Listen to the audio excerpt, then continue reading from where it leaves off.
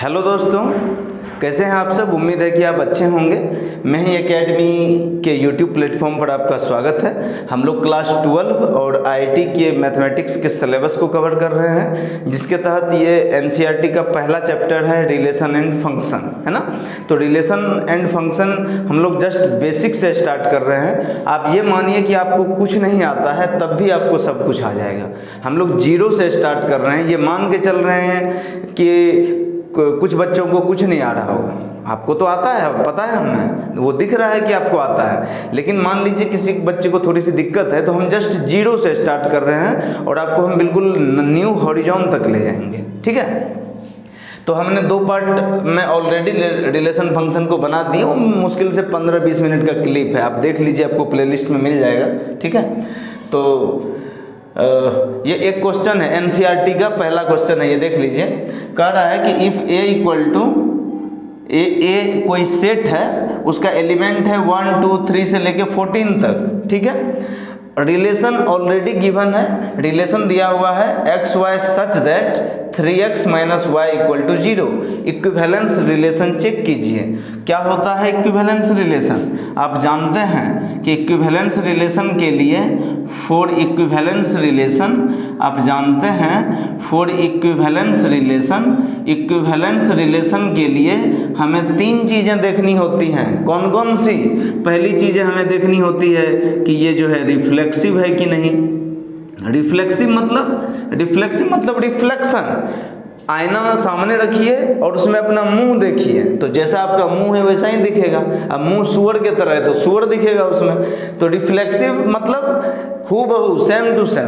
इसका मतलब if A belongs to R for all A belongs to R. ये जो ए और ए है सेम है, सेम में रिलेशन है। तो अगर ऐसा कोई पेयर है तो वो रिफ्लेक्सिव रिलेशन होगा। मैंने आपको ये जो पार्ट 3 है, पार्ट 1 वाले में जाके देखिए, तो मैंने आपको पापा मम्मी और बेटी वाला रिलेशन बताया था। तो उसमें जैसे डैडी लव्स डैडी, मम्मा लव्स मम्मा, बेटी लव्स बेटी, ये बताया था। तो ये सेम हो गया ना। तो इस तरह के पेयर हों तो ये रिफ्लेक्सिव होगा। हम अभी क्वेश्चन में आपको बताएंगे कि ऐसा है कि नहीं। दूसरा होता है सिमेट्रिक रिलेशन। ये ऑलरेडी डिस्कस्ड है, मैं आपको क्वेश्चन में है इसलिए रिकैप कर दे रहा हूँ। सिमेट्रिक के लिए क्या है कि A B belongs to R. अगर ए बी है तो फिर ए बी है तो इसका मतलब है कि बी ए भी होना चाहिए, ए बी है तो बी ए भी उस रिलेशन में होना चाहिए, ट्रांजिटिव होना चाहिए। और देखिए, आपको नहीं समझ में आ रहा है तो पिछले वीडियो में जाइए, पार्ट 2 में ये ऑलरेडी डिस्कस है, आपको क्लियर समझ में आएगा। ट्रांजिटिव के लिए A B belongs to R and B C belongs to R. अगर ऐसा है तो फिर ए बी में रिलेशन है, बी सी में रिलेशन है, तो ए और सी में भी रिलेशन होना चाहिए, ए सी बिलोंग्स टू आर। मान लीजिए ये लाइन जो है, ये ए लाइन है, ए जो है बी के पैरेलल है, बी जो है सी के पैरेलल है, तो क्या ए और सी पैरेलल है? तो है, तो इसका मतलब ये ट्रांजिटिव हो गया। और ये तीनों शर्त अगर फुलफिल हो रहा हो, इसका मतलब ये इक्विवेलेंस रिलेशन है। ठीक बात है। देखिए क्या क्वेश्चन में गिवन है, सेट ए दिया हुआ है, तो आप लिख लीजिए कि सेट ए बराबर ये सब दिया हुआ है 1 2 3 से लेकर के 14 तक। सॉरी, ये गिवन है। रिलेशन दिया हुआ है आपको X Y such that 3x minus Y equal to 0। अब बताइए x और y चुनिए, इसमें से 1 से 14 ये x हुआ और y की वैल्यू भी 1 से 14 तक हो सकती है। समझ में आ रहा होगा आपको? नहीं समझ में आ रहा तो इस तरह से बना लीजिए, ये a है, ये a है, यहाँ 1 2 से लेकर के यहाँ 14 तक, यहाँ भी 1 2 से लेकर के 14 तक। अब सब में जो रिलेशन बनेगा इस तरह से आप पेयर लिखते जाइए, उतना लिखने की जरूरत है नहीं, आप दिख जाएगा आपको। देखिए x की वैल्यू, सबसे पहली वैल्यू क्या रख सकते हैं? 1, तो x के जगह पर 1 रखिए। देखिए 4x इक्वल टू 1, x के जगह 1 रखिए, तो ये क्या हो जाएगा 3 × 1, 3x माइनस वाई बराबर 0 आना चाहिए ना। तो x के जगह 1 रखिए, तो 3 गुना 1 3 हो गया। तो अब बताइए 3 में से क्या घटाया जाए कि 0 आ जाए, तो 3 में से 3 ही घटाएंगे तो 0 होगा। इसका मतलब y के जगह पर क्या 3। तो इसका मतलब हुआ कि अगर x की वैल्यू आपने 1 ले ली है, ये जो xy की वैल्यू है, अगर x की वैल्यू आपने 1 ले ली है 3 गुना 1, तो 3 गुना 1 में से 3 में से क्या घटाएंगे 0, तो 3। तो पहला पेयर 1 3 हो गया। दूसरा देखिए x के जगह दूसरा वैल्यू रखिए 2, तो 3 दूना 6, 6 में से क्या घटाएंगे 0, तो 6 घटाना पड़ेगा। इसका मतलब दूसरी वैल्यू आपने x की 2 ली, तो 2 तिया 6, 6 में से क्या घटाना पड़ेगा 6, तो y की वैल्यू 6। तो देखिए 1 3 2 6 ये तो आएगा इसमें, y की वैल्यू, ये पहला x का वैल्यू दूसरा y, पहला x दूसरा y, तो y को वैल्यू 6, 1 से 14 के बीच 6 है। 3 रखिए x की वैल्यू, तो 3 तिया 9, 9 में से क्या घटेगा 0, 9 में से 9 ही घटाएंगे तभी 0, 9 भी इसमें है। 4 रखिए x के जगह पर, 4 रखिए, तो 4 तिया 12, 12 में से क्या घटाएंगे 0, 12 ही। अब 5 ले लीजिए, 5 लीजिए, 5 ले लीजिए, 5 लीजिए x के जगह, तो 5 तिया 15, 15 में से क्या घटाओगे 0, 15, 15 इसमें है नहीं है। तो इसका मतलब यही रिलेशन हो गया आपका एक्स वाई की वैल्यू। तो ये जो रिलेशन गिवन है वो दरअसल ये है। इस शर्त के अनुसार जो रिलेशन बनेगा वो कैसा बनेगा, या ये जो पेयर बनेगा वो कैसा, तो ऐसा ये 4 पेयर बन गए जो इस रिलेशन को फॉलो करते हैं। समझ आया? एक्स वाई की वैल्यू रखिए, ये कंडीशन फुलफिल होनी चाहिए। अब बताइए रिफ्लेक्सिव, क्या ये रिफ्लेक्सिव है? रिफ्लेक्सिव में सेम एलिमेंट 1 1 2 2 3 3 है नहीं है। तो इसका मतलब आप लिखेंगे रिलेशन इज, आप क्या लिखेंगे, relation is not reflexive. Relation reflexive है? नो नहीं है। एज क्यों नहीं है? क्योंकि ए नॉट बिलोंग्स टू आर। ऐसा कोई भी पेयर नहीं है जो सेम हो, कोई नहीं है, दिख रहा है आपको। अच्छा सिमेट्रिक है कि नहीं? इसका सिमेट्रिक का मतलब ए बी है तो क्या बी ए है, मतलब 1 3 है तो क्या 3 1 है, 2 6 है तो क्या 6 2 है, 3 9 है तो 9 3 है, 4 12 है तो 12 4 है, ऐसा नहीं है। तो इसका मतलब relation is not symmetric. Symmetric भी नहीं है ये, क्यों नहीं है? As A B belongs to R but B A जो है नहीं है, B A not belongs to R. Transitive है? ट्रांजिटिव का मतलब होता है A B B C, A B B C. देखिए 1 3 है तो इस 1 3 है, 1 3 है, एक जगह 1 बी की जगह 3, तो 1 3 है, तो यहाँ भी बी है तो 3 9, तो ए बी बी सी है, तो क्या ए सी है, मतलब 1 9 है। समझ आया आपको? 1 3 है तो 3 9 है, तो क्या 1 और 9 है इसमें? नहीं है। तो इसका मतलब relation is not transitive. Relation is not transitive as क्या लिखोगे आप? 1 3 belongs to R and 3 9 belongs to R but 1 9 not belongs to R. A B है, बी सी है, लेकिन ए सी नहीं है, तो क्या लिखेंगे? Hence this is not equivalence relation, या it is not equivalence relation. समझ आया? तो ये एनसीईआरटी का पहला क्वेश्चन है, एक्सरसाइज 1.1 का। सॉल्व कीजिए, सारा क्वेश्चन इसी टाइप का है, आपसे बनेगा। ठीक है, इसको नोट डाउन कीजिए। हम लोग अब फंक्शन पे चलते हैं।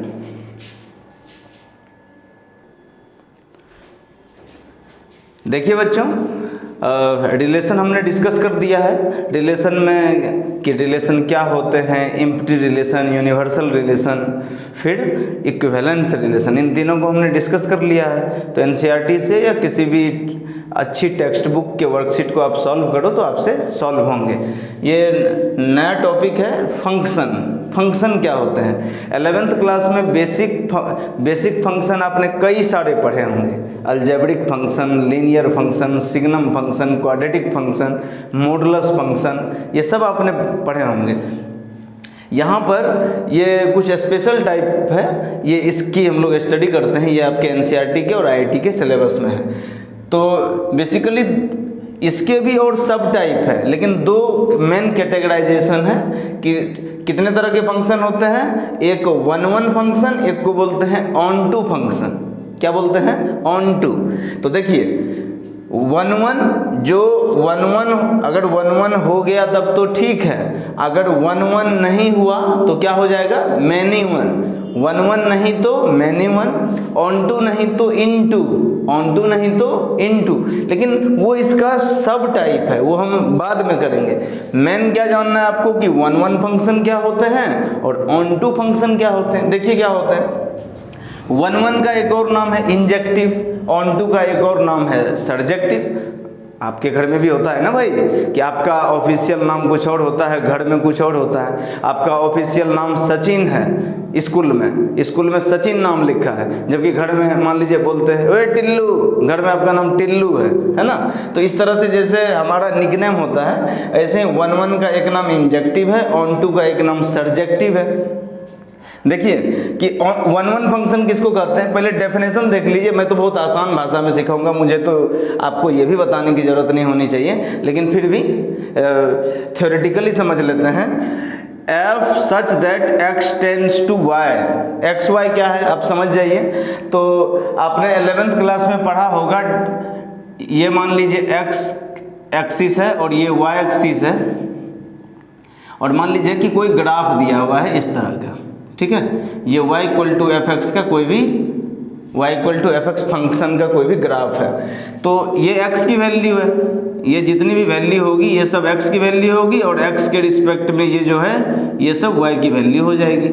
ये x की वैल्यू होगी, और ये जो इसके रिस्पेक्ट में वैल्यू y एक्सिस पर होगी वो फंक्शन की वैल्यू हो जाएगी।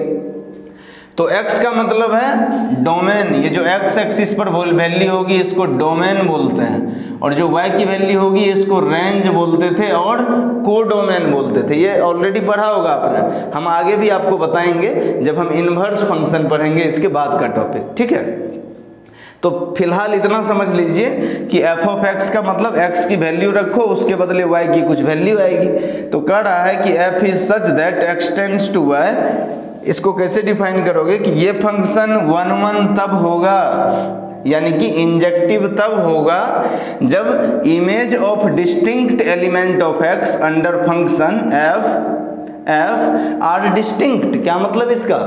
डिस्टिंक्ट का मतलब होता है अलग अलग, मतलब हर x के लिए, मान लीजिए ये x है और ये y है, तो हर x के लिए y का एक वैल्यू आना चाहिए, हर x के लिए y का एक वैल्यू आना चाहिए। क्या मतलब इसका?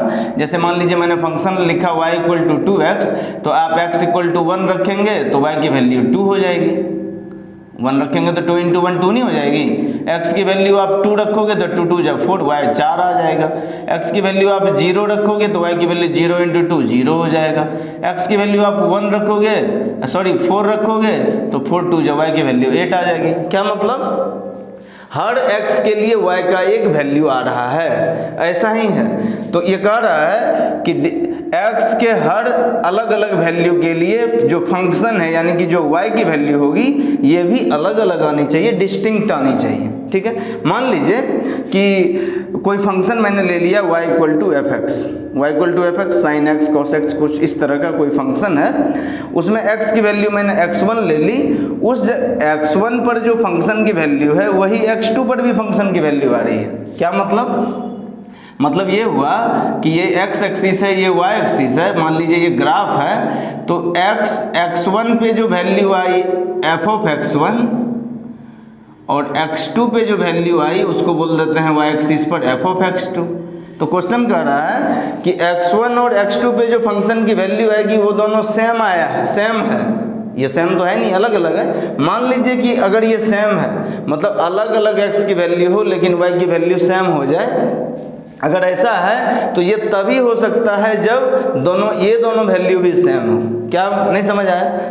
वन वन फंक्शन का मतलब है वन मतलब एक x एक y, एक x एक y, मतलब x की वैल्यू तो y की अलग वैल्यू, x की कुछ और वैल्यू तो y की कुछ और वैल्यू, मतलब x का y, हर x के लिए y अलग अलग होना चाहिए। क्या मतलब हुआ कि अगर x की वैल्यू 1 है तो मान लीजिए ये a है y की वैल्यू, x की वैल्यू 2 है तो y की वैल्यू मान लीजिए d है, x की वैल्यू 3 है तो y की वैल्यू मान लीजिए b है, x की वैल्यू 4 है तो y की वैल्यू f है। कुछ इस तरह से।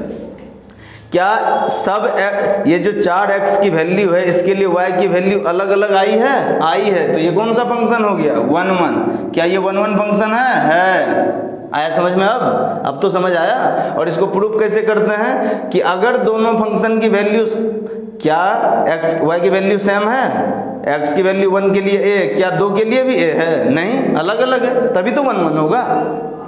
तो अगर ऐसा हो जाए, मान लीजिए गलती से, कि अलग अलग x पर y की वैल्यू सेम हो जाए, कहने का ये मतलब कि x के 1 के लिए भी वैल्यू a और 2 के लिए भी वैल्यू a ही हो जाता है। कुछ इस टाइप का मान लीजिए, 2 भी रखे तभी वैल्यू। तो अलग अलग x के लिए अगर y की वैल्यू सेम हो जाए तो 1 1 तो होगा नहीं। अगर ऐसा हुआ है तो इसका मतलब x की वैल्यू भी सेम रही होगी। है समझ में? ये इस हिसाब से हम लोग प्रूफ करते हैं अगर क्वेश्चन आता है तो। बस आपको क्या समझना है कि 1 1 फंक्शन तब होगा जब हर x के लिए y की वैल्यू अलग अलग होगी, सीधी बात। ठीक है, ये 1 1। अच्छा, 1 1 कब नहीं होगा? देखिए 1 1 कब नहीं होगा, यहीं पर समझा रहा हूँ मैं, इसको देखिए आप धीरे धीरे कि 1 1 कब नहीं होगा। मान लीजिए ये x की वैल्यू है और ये y है, तो x की वैल्यू मान लीजिए 1 2 3, इसकी वैल्यू मान लीजिए a b c d e है ना। मान लीजिए 1 के लिए x की वैल्यू आपने 1 रखी, y की वैल्यू a आई, x की वैल्यू 2 रखी, y की वैल्यू b आई, x की वैल्यू 3 रखी, y की वैल्यू फिर से b आ गई। अब देखिए, क्या हर x के लिए y की वैल्यू अलग अलग है? नहीं है। x की वैल्यू 1 तो a, 2 तो b, 3 तो फिर भी। जबकि क्या कह रहा है क्वेश्चन कि जो फंक्शन है यानी कि जो y की वैल्यू है वो भी डिस्टिंक्ट, अलग अलग होना चाहिए। जैसे हर x के लिए y की अलग अलग वैल्यू थी, यहाँ x की अलग अलग वैल्यू है लेकिन y की वैल्यू सेम है, ये तो गड़बड़ हो गया। तो इसका मतलब ये 1 1 नहीं, ये कौन सा? Many one. आया समझ? अब आया होगा। ऑन टू में क्या चेक करोगे? ऑन टू में क्या चेक करोगे? तो ऑन टू इसका ठीक उल्टा, इसमें क्या था? x रखो y लाओ, इसमें क्या है? y चेक करो। क्या y की सब वैल्यू, y की जो वैल्यू आई है तो y की वैल्यू कब आएगी? जब आप x का कुछ वैल्यू रखे होगे। तो अगर y की वैल्यू आई है तो क्या ये सब x का वैल्यू है? ये मतलब उल्टा चेक करना है। देखिए, आपने हर x के लिए y की अलग अलग वैल्यू निकाली, क्या y में कुछ छूट गया है? देखिए c e, ये छूट गया ना भाई, ये तो किसी का वैल्यू नहीं है, नहीं है। इसमें देखिए c d e छूट गया है, क्या y की जो वैल्यू c d e है वो उसके लिए x का कोई वैल्यू है इधर? नहीं है। तो अगर ऐसा है तो फिर वो हो जाएगा इनटू। ऑन टू के लिए क्या होना चाहिए कि हर y का वैल्यू कुछ ना कुछ हो, हर y के लिए x का कुछ वैल्यू हो, हर y के लिए कुछ x का वैल्यू हो, हर y के लिए कुछ x का वैल्यू हो, इस तरह से। बताइए, y की जितनी वैल्यू है, डेफिनेशन देख लीजिए, f such that x tends to y is on to तब होगा जब every element of x नहीं y, इधर से देखना है, 1 1 में इधर से देखना है, हर x के लिए y का वैल्यू अलग अलग। इसमें क्या देखना है कि सब y में टिक लगा होना चाहिए, कोई y खाली नहीं होना चाहिए। कह रहा है every element of y का सब एलिमेंट, खाली नहीं। ये तीनों तो खाली है, यहाँ भी खाली, यहाँ भी खाली। तो क्या बताइए, ये 1 1 तो है, ये तो आपको समझ आ गया, लेकिन क्या ये ऑन टू है? नहीं है। नॉट ऑन टू, ये ऑन टू है? नहीं। ये ऑन टू है? नहीं, क्योंकि खाली है। नॉट ऑन टू, ये ऑन टू है। क्यों? क्योंकि every element of y, her y के लिए कुछ वैल्यू x का होना चाहिए, तो हर y इन्वॉल्व है, हर y इन्वॉल्व है, तो ये हो गया ऑन टू। अच्छा, ऑन टू तो पता चल गया आपको। अब बताइए, क्या ये 1 1 है? ये चेक करिए तो एक बार। तो 1 1 के लिए क्या देखना है कि एक x के लिए एक y, यहाँ देखिए तो एक x के लिए y का 2 अलग अलग वैल्यू हो गया, एक x के लिए y का 2 अलग अलग वैल्यू हो गया। इसका मतलब ये 1 1 नहीं है, नॉट 1 1। आया समझ में? अब आपको समझ में आया होगा। इसको नोट डाउन कीजिए एक बार, फिर हम कुछ क्वेश्चन भी देख लेते हैं। देखिए थोड़ा सा और क्लैरिटी आएगी फंक्शन में, है ना, कि 1 1 कौन होगा, ऑन टू कौन होगा। क्या बताया मैंने, 1 1 के लिए नाम ही है 1 1, एक x के लिए एक y, मतलब अलग अलग x के लिए अलग अलग y। तो अलग देखिए, एक के लिए a, 2 के लिए b, 3 के लिए e, 4 के लिए f। तो अलग अलग x के लिए क्या अलग अलग y है, तो ये हो गया 1 1, ये हो गया 1 1। पहले 1 1 चेक करते हैं सबका। इसमें देखिए अलग अलग x के लिए, देखिए 1 के लिए b, 2 के लिए भी b, क्या अलग अलग x के लिए y का अलग अलग वैल्यू है? नहीं, 1 के लिए भी b तो 2 के लिए कुछ और होना चाहिए था, तब 1 1 होता। नहीं, अलग अलग x के लिए एक ही y, तो क्या हो गया, मैनी 1। क्या हो गया, मैनी 1। अब समझ में आ रहा होगा। इसमें देखिए अलग अलग x के लिए अलग अलग y, तो 1 1 होता। x 1 की वैल्यू तो y की वैल्यू a, x की वैल्यू 2 तब भी y की वैल्यू है, गड़बड़ हो गया। अलग अलग x के लिए क्या y अलग अलग हुआ? नहीं, सेम y हो गया, तो मैनी 1, तो मैनी 1। ये देखिए चौथा नंबर, देखिए क्या अलग अलग x के लिए y का अलग अलग वैल्यू, तो 1 के लिए b, 2 के लिए a, 3 के लिए c, 4 के लिए d। अलग अलग x के लिए अलग अलग y, 1 1, पता चल गया। अब ऑन टू के लिए चेक करिए, क्या बताया मैंने, 1 1 के लिए इधर से चलिए, अलग x के लिए अलग y, ऑन टू के लिए उल्टा, सब y के लिए क्या x की वैल्यू है, देखिए सब y इन्वॉल्व है, नहीं, सी डी खाली, इसके लिए कोई x नहीं है, इसका कोई वंश नहीं है पीछे, दादा दादी हैं ये लोग, देख रहे हैं पीछे कोई है, कोई नहीं है खानदान में, पीछे सब निपट गया, तो कोई नहीं। तो हर y के लिए x की वैल्यू होनी चाहिए, y खाली है तो ऑन टू नहीं हुआ, नॉट ऑन टू हुआ नहीं। इसमें हर y के लिए x की वैल्यू होनी चाहिए थी, नहीं है, नॉट ऑन टू। क्या हर y के लिए x की वैल्यू है? इस y के लिए भी x की वैल्यू 1 2, इस y के लिए x की वैल्यू 3, जब y की वैल्यू c तब x की वैल्यू 4, तो हर y इन्वॉल्व है, तो ये हो गया ऑन टू, मैनी 1 और ऑन टू। इसको देखिए 1 1 तो है, ये तो जानते ही आप, हर x के लिए y का वैल्यू तो 1 1। अब उल्टा चलिए, क्या हर y के लिए x का वैल्यू है? हाँ है, सब y इन्वॉल्व है, तो ये हो गया ऑन टू। आप समझ में आ गया होगा, ये क्लैरिटी हो गई, ठीक है। अगर अब एक स्पेशल नाम जान लीजिए, मैंने क्या बताया था, 1 1 को इंजेक्टिव कहते हैं और ऑन टू को सर्जेक्टिव कहते हैं, ऑन टू को सर्जेक्टिव कहते हैं, सर्जेक्टिव। और 1 1 और ऑन टू हो जाए तो 1 1 और ऑन टू को एक साथ बाइजेक्टिव कहते हैं। क्या कहते हैं? बाइजेक्टिव। क्वेश्चन आ जाए कि बाइजेक्टिव चेक कीजिए, क्या चेक करोगे?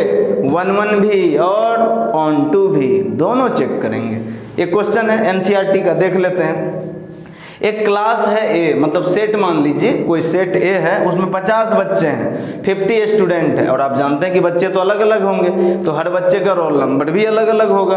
तो जो 50 बच्चे हैं, has been given roll number, distinct roll number, हर बच्चे को डिस्टिंक्ट नंबर दिया गया, अलग अलग रोल नंबर दिया गया है। तो चेक करना है आपको कि ये 1 1 है, मैनी 1 है, ऑन टू है, क्या है, चेक कीजिए।